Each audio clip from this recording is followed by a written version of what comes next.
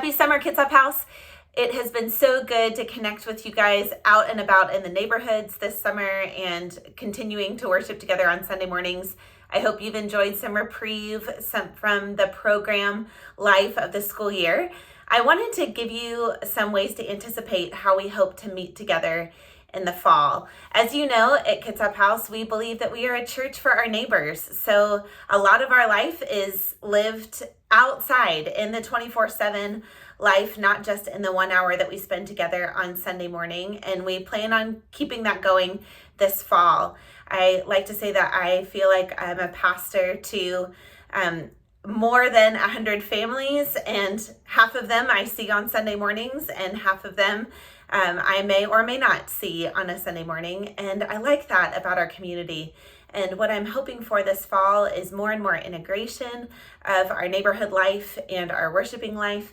I hope for a deepening in the discipleship of the way that we follow Jesus together as a community, especially those of us who meet on Sunday morning. So let me give you a preview of how I hope that we keep connecting in the neighborhoods and how we keep deepening our faith together as a worshiping community. So this is what I see happening. We are going to follow the pattern of the gatherings of Jesus, who gathered with crowds. He sent out 70. He was regularly with 12, and he had a really deep life with 3. And we're going to use that pattern of the crowd, the 70, the 12, and the 3 to build out the rhythms of our life together and the way that we live the life of Jesus. A lot of that we're going to be able to we're just continuing with. We just have new language for it this fall, and some of it will be continuing to build out in the years to come. But here's what you can expect for this fall. You can expect us to keep meeting in the crowd, so to speak. When Jesus met with the crowd, he was teaching, he was healing, he was feeding, reminding people about the kingdom of God. And that's what we're going to keep doing. On Sunday mornings, we're going to continue to meet at the Yacht Club for the foreseeable future at 10 a.m. on Sunday mornings. We are really loving the integrated service with our kids, and we're doing more and more to help the message of the kingdom be reminded to kids, be embodied in how we share communion and how we sing together and how we talk with one another. And Maddie is going to continue in leading our family role, so our family discipleship. So please keep in touch with her about how you're experiencing Sunday mornings and ways that she can help come alongside you as parents. So we're going to keep meeting in the crowd on Sunday mornings. We're going to develop out what it looks like to be part of the 70. When Jesus sent out 72 disciples, he equipped them with his authority and sent them into neighborhoods 2 by 2 to let them know that Jesus is real and that his kingdom has come. And we believe that we are similarly sent. And what we intend to do is to help build out what we're calling tables, groups of people who feel called to similar places, so that just like the 70, you can come together to discuss how God has been at work in the places that you serve, share those stories together just the way the 70 did, and be sent out together. We do not expect those to be very regular meetings, 2 or 3 times a year, depending on which table group we're talking about. These groups are really similar in gathering to, or similar in purpose to the teams that we had last year. So we are going to have the table groups that we're going to have are our worship group, who among the ways that you serve is to help Sunday morning happen. That we're gonna have a table group for outreach for those who are partnered in our community to serve. Our Coffee Oasis teams, Young Life, if you are part of another organization that serves our community, this would be a great table for you to connect with. We have our family table. We recognize that a lot of us, our primary ministry is to kids and to students. And that might be because you're a teacher or a parent or a grandparent, and we want to gather us together regularly to tell the story of how God is meeting kids and to pray for one another and to be sent out together. So we've The fourth table that we'd like to develop is a business table, a marketplace table for people whose primary ministry is in your predominant 9-to-5 work life. So we're going to have these table groups gather together in a quarterly way to share the stories of God. So our crowd regularly on Sundays, our 70 quarterly to tell and to hear the stories of God and to be equipped together. And then our 12s.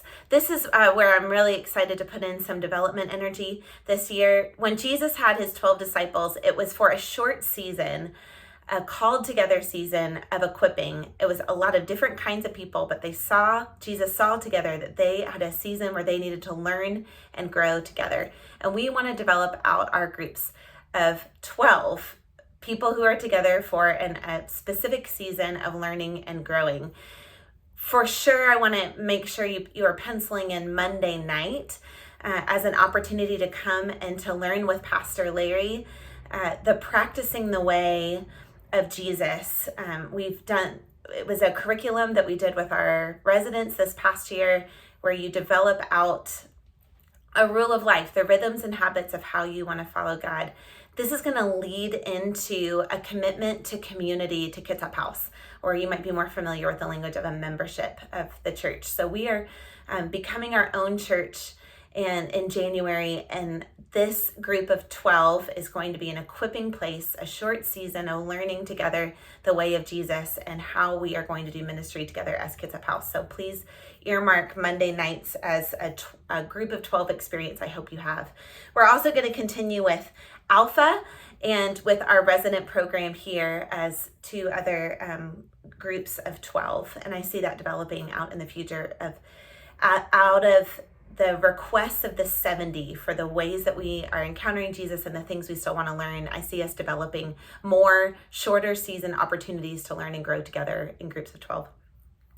And then finally, Jesus had his three. He had his Peter, James, and John, the three people he experienced really intimate life with God with, the ones that at the Garden of Gethsemane, he would say, "My soul is weary to the point of death. Would you please stay and pray with me?" And we intend to develop that out over the years. What does it look like for us to call out the deep relationships that we have in our life and make them places that we are accountable to Jesus, accountable to community? That's going to take some accountability in the future. So this framework that Jesus had of the crowd, the 12, the 70, the 12, and the 3 is the structure that we see for developing our relationships, developing how we grow and practice the way of Jesus in the years to come.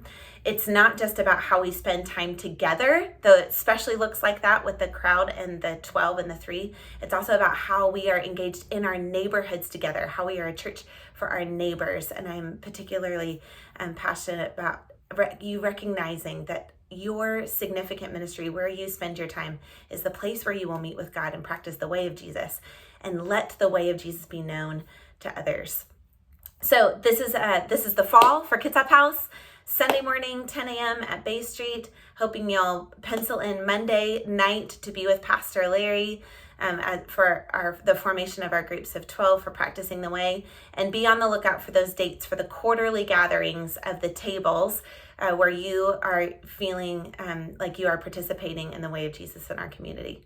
So hope to see you guys around in August on Sundays and around in our neighborhoods for all these fun gatherings. If you're not aware of where we are this summer, jump on our calendar online, kitsaphouse.org, and look at the events so that you can find out where we're hanging out this summer. See you around.